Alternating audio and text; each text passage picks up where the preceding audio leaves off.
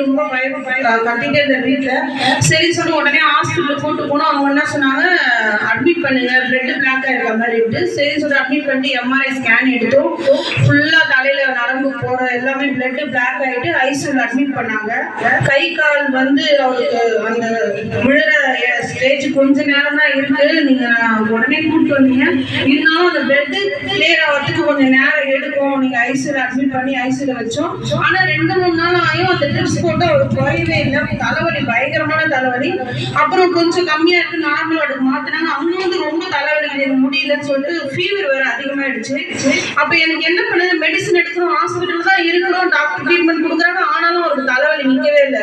அப்ப நான் ஒண்ணு சொன்னேன், பைபிள் ஒரு வார்த்தை இருக்கு, ஆபத்து காலத்தில் என்னை நோக்கி கூப்பிடு, நான் உனக்கு மறு உத்தரவு அளிக்கிறேன் வசனத்தை அவருக்கு சொன்னேன். அவர் இயேசுவை நேர்த்துக்கல. அப்பெல்லாம் இயேசு சொல்லி இந்த வார்த்தையை சொல்லி கூப்பிடுப்பா, ஏன்னா நீ ஹாஸ்பிட்டலே இருக்கிற, என்னால இதுக்கு மேல ஒண்ணும் பண்ண முடியாது, இயேசு மட்டும் தான் உனக்கு விடுதலை கொடுக்க முடியும்னு அந்த நேரத்துல அந்த வார்த்தையை சொல்லி அவர் கூப்பிட்டாரு.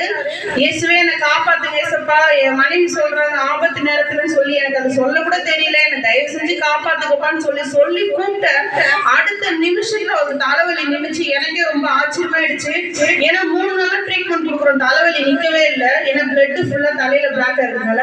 ஆனா இயேசுவே என்னை காப்பாத்துங்கன்னு சொன்ன நேரத்துல கர்த்தர் அந்த இறங்கி உதவி செஞ்சாரு. இதை விட அற்புதம் யாருக்கும் செய்ய முடியாதுங்க. அவ்வளவு ஒரு மனுஷனால கூடாத காரியத்தை தேவ அந்த வேலையில செஞ்சாரு. நான் இருந்தது ஹாஸ்பிட்டல்ல இதுவா சொல்லல, ஆனா ஹாஸ்பிட்டல்ல இருக்கும் பொழுதே அவருக்கு சரியாகிறதுக்கு நேரம் கிடைக்கல. ஆனா கர்த்தர்ன்னு கூப்பிட்ட நேரத்துல மட்டும்தான் அவருக்கு உதவி செஞ்சாரு. அதே போல இந்த வேலையில இந்த இடத்துல நீங்க அதே போல சூழ்நிலை இருந்தாலும் கூட கர்த்தரை நோக்கி இயேசுவே கூப்பிடுங்க. என் கணவருக்கு செஞ்சவர் உங்களுக்கும் செய்ய